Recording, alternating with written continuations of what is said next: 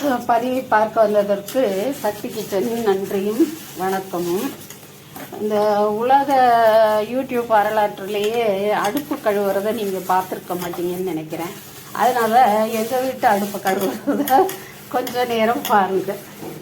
இதோட இல்லைங்க, இனி என்ன பண்ணணும், அடுப்பை க்ளீன் பண்ணி அடுப்பு மேடையை க்ளீன் பண்ணிவிட்டு அப்புறம் உழ வச்சு சோறு பொங்கி அதுக்கப்புறம் மிஷினில் துணியை போட்டிருக்கேன். மிஷினில் தானம்மா துணியை போட்டிருக்கேன் அப்படின்னு சொன்னீங்கன்னா, அந்த துணிமணியை துவைச்சி முடித்ததும் அந்த துணியெல்லாம் ஒன்றொன்னா பிரித்து பாருங்கள், அப்போ தெரியும்.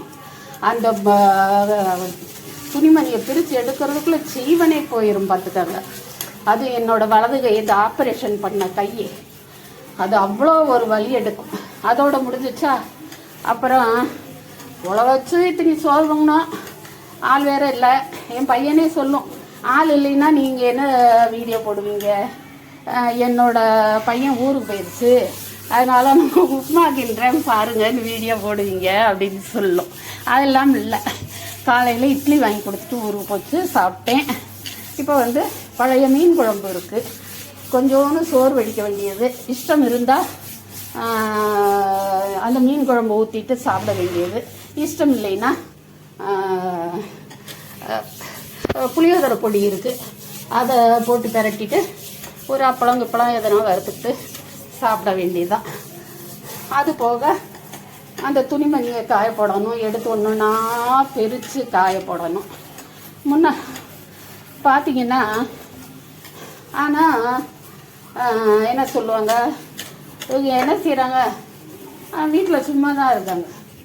இது பழைய ஜோக்கு தான் இருந்தாலும் அப்படி ஒரு நிலைமை இருந்துச்சு இல்லையா, சும்மா தான் இருக்கிறாங்க அப்படின்னுட்டு.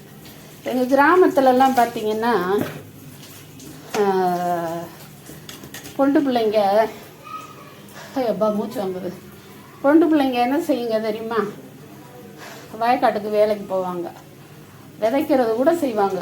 விதைக்கிறதெல்லாம் ஆம்பளைங்க தான் போடுவாங்க. இப்போ பெண்களும் கடலெல்லாம் விதைக்கிறாங்க.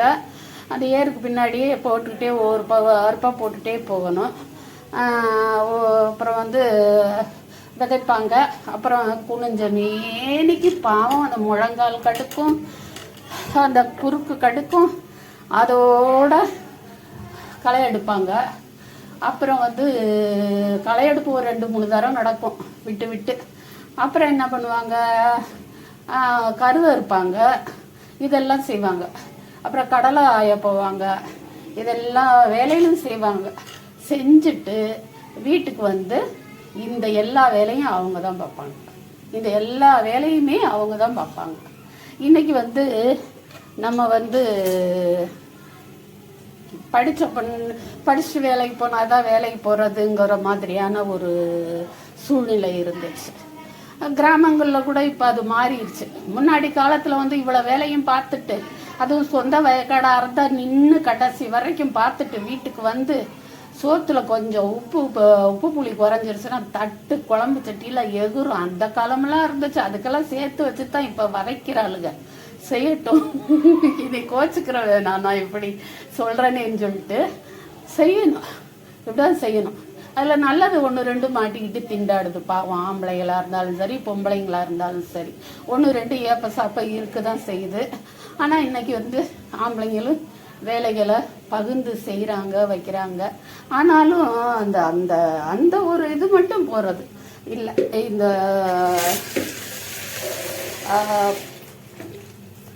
படிச்சுட்டு வேலை பார்க்குறது தான் வேலைங்கிற மாதிரியான ஒரு இது மறையுது இல்லை.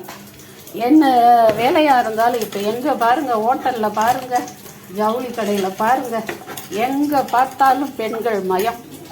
ஏன் வீட்டில் காட்டின மாதிரி அவங்க அந்த கடைகள்லையும் கொஞ்சம் அந்த வேலைக்கேற்ற ஆம்பளைகளை வேலைக்கு வச்சா அது கொஞ்சம் வேலை அதிகமாக பார்ப்பாங்க. ஆம்பளை வேலைக்கு வச்சா கொஞ்சம் பழு தூக்குறது வைக்கிறது இப்போ செய்கிறாங்க. எல்லாருமே பொம்பளைகளும் செய்கிறாங்க. இப்போ பார்த்தீங்கன்னா போடுறது, இப்போ பார்த்தீங்கன்னா இதில் பாருங்கள், கட்டட வேலை, அந்த செங்கல், சிமெண்ட், ஜல்லி எல்லாத்தையும் மாடிக்கு கொண்டு போகிறதெல்லாம் பெண்கள்.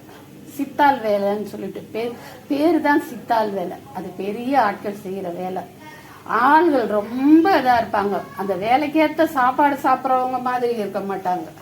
ஆனாலும் அந்த வேலைகள் எல்லாம் செஞ்சுட்டு வீட்டுக்கு வந்து திரும்பவும் வீட்டு வேலை செய்கிற காலமெல்லாம் ஒரு காலம் இருந்துச்சு. அப்படி இருக்கிறவங்க இன்னும் இருக்கிறாங்க. இந்த படிச்சுட்டு வேலைக்கு போகிறாங்க இல்லையா, அவங்களோட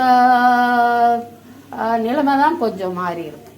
மற்றபடி அந்த படிப்பு பாதியிலே கட் பண்ணிட்டு இந்த மாதிரி வேலைக்கு போகிறவங்க நிலைமை வந்து இது என்னோட வேலை தான் அப்படிங்கிற மாதிரி பாவம் போய்கிட்டு இருக்குது. நானும் என்ன செய்ய முடியல.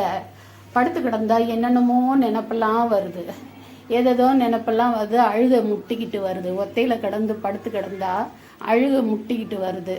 அழுதேன்னா என்னோட நிலைமையே மாறி போயிடுது. குணமாகிறதுக்கு தான் மாத்திரை சாப்பிட்டுக்கிட்டு இருக்கிறோம்.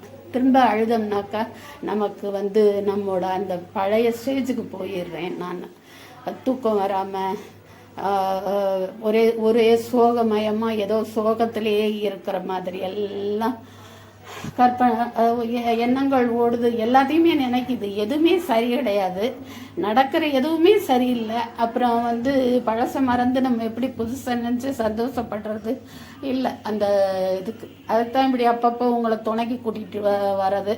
இருந்தாலும் இந்த மாதிரியே காமிச்சிக்கிட்டு இருந்தா எப்படி? நம்ம வெளியில் போவோம், 4 இடங்களை வீடியோ எடுத்து போடுவோன்னு பார்த்தா அதுக்கும் ஆண்டவன் முட்டைக்கட்டை போட்டான். கால் வலி கொஞ்ச நாளாக ரொம்ப முழங்கால் வலி இருந்துகிட்டே இருந்துச்சு. அதை வந்து என்ன பண்ணி கவனிக்காமல் அது வந்து எல்லாருக்கும் வர்றது தானே, அந்த மாதிரியே இருந்துட்டேன். இப்போ என்னாச்சுன்னு பார்த்தீங்கன்னா, ட்ரீட்மெண்ட் எடுக்காமல் இருந்ததுனால அது வந்து 2 முழங்காலும் ரொம்ப கீழே இறங்கி நடக்க ஆரம்பிச்சேன்னா நான் வெயிட் ஆயிடுது. முழங்கால் 2 வெயிட் ஆயிடுது. மடங்கி விழுந்துருவோமோ அப்படிங்கிற மாதிரி பயமாக இருக்குது. கால் மடங்கி விழுந்துருவோமோன்னு பயமாக இருக்குது.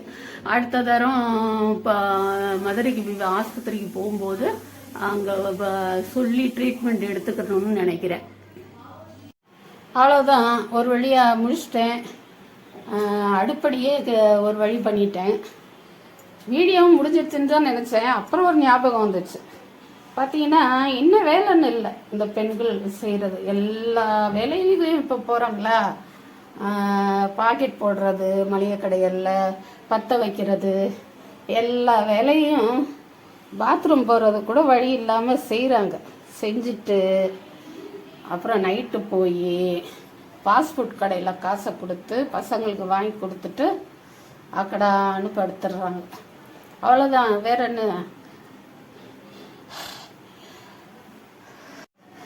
ஆஞ்சு ஓஞ்சு வர்றவங்களுக்கு அக்கடான்னு செத்த நேரம் படுத்தா தேவலைன்னு தான் ஞாபகம் வரும். மறுபடியும் சமைச்சிக்கிட்டு இருக்கிறதுக்கு ஞாபகம் வரும். அந்த காலத்து உடம்பு இல்லை இல்லையா?